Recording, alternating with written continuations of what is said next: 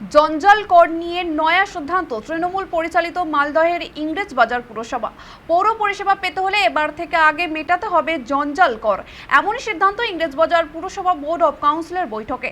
সেখানে স্পষ্ট জানানো হয়েছে জঞ্জাল কর বকেয়া থাকলে মিলবে না পরিষেবা। তবে এই সিদ্ধান্ত ঘিরে উঠছে নানান প্রশ্ন, কারণ কিছুদিন আগেই শিলিগুড়ি প্রশাসনিক বৈঠকে মুখ্যমন্ত্রী মমতা বন্দ্যোপাধ্যায় স্পষ্ট বার্তা দিয়েছিলেন যে বাড়তি কর আর নয়। সেই অবস্থানে দাঁড়িয়ে ইংরেজবাজার পুরসভা এই সিদ্ধান্ত ঘিরে তৈরি হয়েছে বিতর্ক।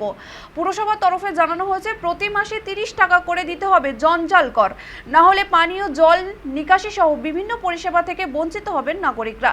এই সিদ্ধান্তের তীব্র বিরোধিতা করেছেন বিরোধী দলের কাউন্সিলররা। পাশাপাশি ক্ষোভে ফুঁসছেন সাধারণ নাগরিকরাও। তাদের সব কথা, ইতিমধ্যে একাধিক কর দিচ্ছি আবার নতুন করে কর, এটা মানা যায় না। ফলে মুখ্যমন্ত্রীর বক্তব্য আর বাস্তব নীতির এই ফারাক ঘিরে উত্তাল ইংরেজবাজার পুরসভা চত্বর। এখন দেখার বিষয় আদৌ এই সিদ্ধান্ত টিকে থাকে কিনা।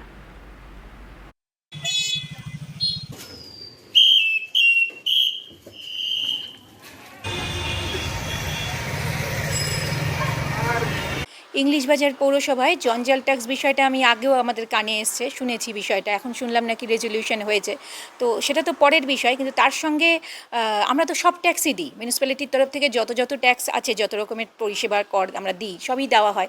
তারপরে আবার এই ট্যাক্সটা এক্সট্রা করে এবং এর সঙ্গে অন্যান্য পরিষেবার কী সম্পর্ক, এটা সহমত পোষণ করতে পারছি না। আমরা সব রকম পরিষেবা ট্যাক্স দিই এবং আমরা পৌর নাগরিক হিসাবে সব রকম পরিষেবা পাওয়ার যোগ্য।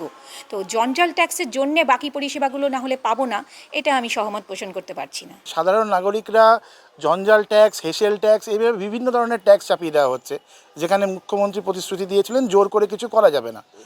ধরলাম যে পৌর নাগরিকরা সেই জঞ্জাল ট্যাক্স দিচ্ছে, কিন্তু আপনি দেখে নেবেন যে সামগ্রিকভাবে যে জঞ্জাল ট্যাক্স দিলেই এই জঞ্জাল থেকে মুক্তির যে পরিষ্কার উপায় হচ্ছে তা না।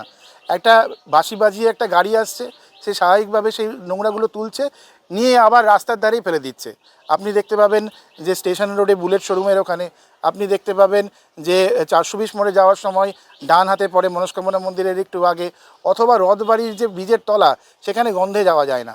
গত পৌরসভার মিটিংয়ে কী সিদ্ধান্ত হয়েছে এটা কোনো চিঠি আমার কাছে আসেনি, তবে ব্যবসায়ীদের যে সংগঠন মালদা মার্চেন্ট চেম্বার, সেখানে একটা মিটিং হয়েছিল, জেনারেল মিটিং হয়েছিল। অ্যানুয়াল জেনারেল মিটিংটা হয়েছিল। সেই অ্যানুয়াল জেনারেল মিটিংয়ে সমস্ত ব্যবসায়ীরা, সমস্ত সংগঠন সিদ্ধান্ত নিয়েছিল তারা ট্যাক্স দিবে না। যেটা বারে বারে বলা হচ্ছে সেটা আমাদের প্রপার্টি ট্যাক্সের সঙ্গে যুক্ত আছে। স্বাভাবিকভাবে এটা আলাদা করে নিলে মানুষের উপর একটা চাপ পড়বে।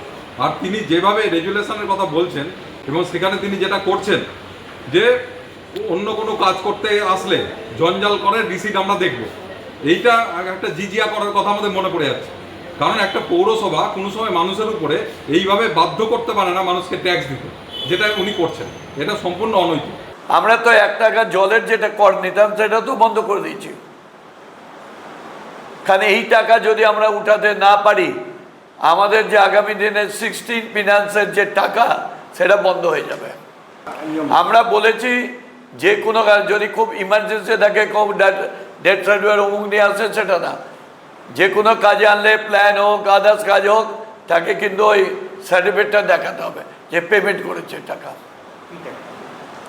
সার্ভিস ট্যাক্স না, ওটা চার্জ, কনজারভেন্সি সার্ভিস চার্জ। সেক্ষেত্রে কি নিয়ম করা হয়েছে? যদি ওই সার্টিফিকেট না দেয় না, আমরা তার কাজ করবো না।